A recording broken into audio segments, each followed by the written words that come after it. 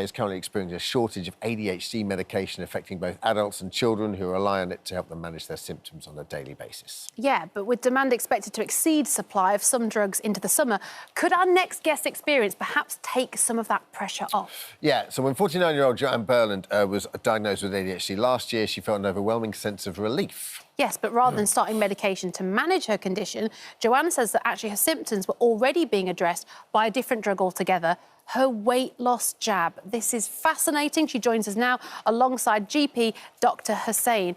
I mean, it's hard to know where to start with all this, and I've never heard of anything like it. Well, first of all, let's ask you how it all came about, because when did you get diagnosed with ADHD? So I was diagnosed last year. I had to wait 3.5 years for my diagnosis. I realised I've been training to be a counsellor. Yep. And in that first year, you have a lot of self-reflection and a lot of just working on yourself, and it kind of dawned on me then. Had you known for a while? Had you suspected for a while? Not so much. I've just always been a bit quirky. I've always... But who isn't, right? So, yeah.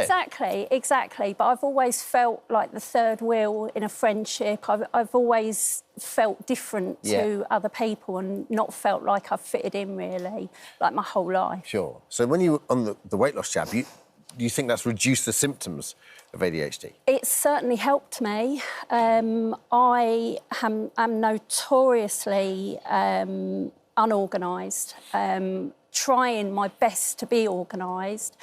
Constantly got this narrative in my head because I'm not as organised as everyone else seems. Yeah. So it's just like this constant berating. I imagine this is ringing a lot of bells in homes around the country right now. Absolutely. And I just realised once I'd started taking it that kind of quietened. The chatter that was going on in my head kind of subsided, and I just got more focused. I just got more... I gained more concentration. I was just able to do things. So you started taking the weight loss jabs before you'd even had your diagnosis, right? Yeah. So you're taking the jabs, you're noticing a change in your weight, and then you're feeling different. Yeah. And then is that when you sort of did put the two together and thought, well, this seems to be having an effect here? Not so much.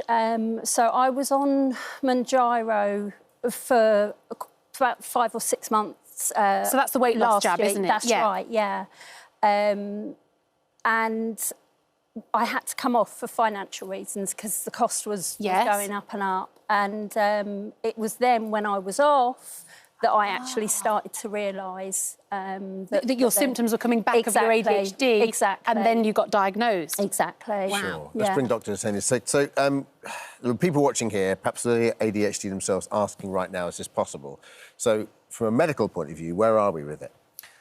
So, like as a headline at the top, we don't want people switching over to these injections because as of yet, we haven't got definitive, concrete evidence to support this. If we are going to ever license a medication for an indication, it has to be really robust. We need lots of data, fully understanding how it's utilised, etc. However, if we look at anecdotal evidence from quite a few different patients across different countries, we are seeing a trend where they're noticing improvements in symptoms around attention, impulsivity, etc. And already, GLP-1s, which is the class of medication that these weight loss injections sit under, are being investigated in, for example, ADHD, as well as gambling, alcohol addiction. Because if we look at it theoretically, GLP-1 is a hormone that our body naturally produces, and it works at different sites, including, yes, cravings for food, but in other mechanisms in our dopamine and our reward systems, we have these receptors at other areas of our brain. So it's not surprising to see other effects. Only time and really robust evidence will be able to support whether we can utilise it in other spheres.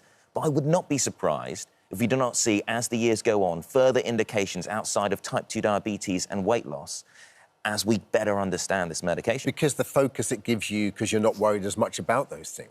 Yeah, like there's different proposed mechanisms by why we see these improvements. It could be that it's a direct action of the hormone on receptors in areas of the brain.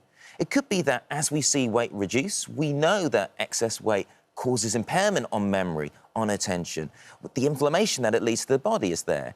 It could also be that the improved motivation and self-esteem and mental health that you get from having progress with your weight journey, that could also play. So there's lots of complex interplays that are here, and it's unknown which one is more important than the other.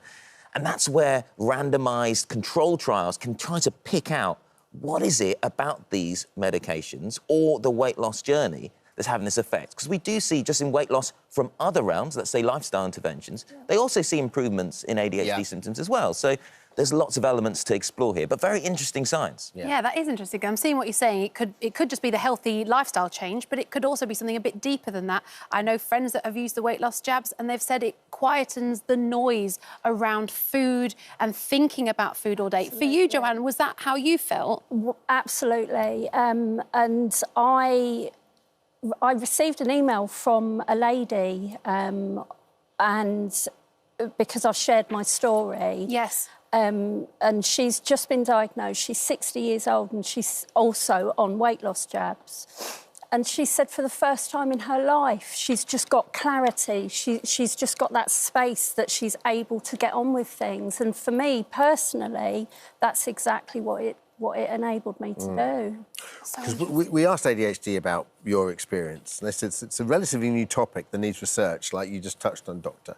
But it's important, as people with ADHD are 70% more likely to be obese. So if you extrapolate there, the link to improved ADHD symptoms might be indirect, a consequence of lower weight rather than weight loss. So, Doctor, when you say we need to know more and trials, how long do those... I mean, it's like how long's a piece of string, right? But how long do trials normally take before the medical scientific community go, OK, we do see that as a kind of proven fact? Yeah. So generally, trials have 3 phases. The first phase is to prove, is the medication safe?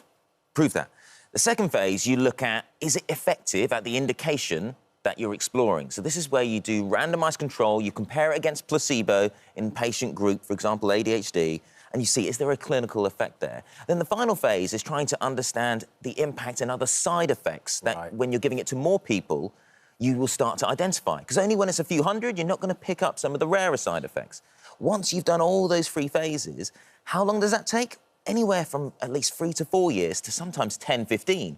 It all depends on what evidence comes about and how quickly that comes. Right. Yeah, I suppose that's one thing to stress, isn't it, today? And it's so interesting, Joann, hearing what you're saying. And I'm sure it's going to start a lot of new research. But for people watching right now with ADHD, just to stress that this is not something we're suggesting you try. Absolutely not. No, there's lots of good evidence for the medications that we've got at the moment, but also a lot of lifestyle interventions that you can do to support that. Go on the ADHD UK website. There's lots of information there to search. But yes, this is an interesting area, and they've already started research in this area, but it will take time to get the results. Thank you both. And thanks, Joann. That's so brave of you to speak out about it. Thank you. Great. Thank you so much for visiting our This Morning YouTube channel. We upload new content every single day, so go ahead and hit that subscribe button, and we'll see you in the morning.